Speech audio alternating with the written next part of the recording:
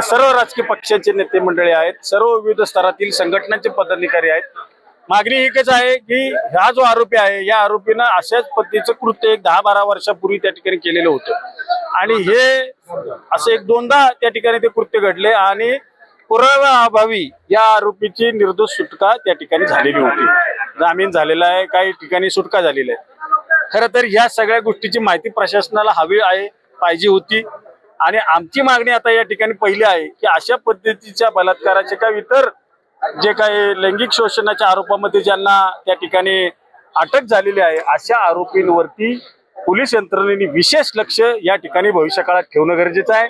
त्यांना योग्य तो त्या ठिकाणी त्यांची चौकशी केली पाहिजे। परिणामी त्यांना जर का चुकीच्या ठिकाणी काय कृत्य करताना आढळलं असेल त्यांना वेळेत त्या ठिकाणी त्यांनी ताब्यात घेतलं पाहिजे। कालची घटना दुर्दैवी आहे। अवघ्या 3-4 वर्षाच्या मुलीवरती हा चुकीचा अतिप्रसंग त्या ठिकाणी त्या नराधमाने केला।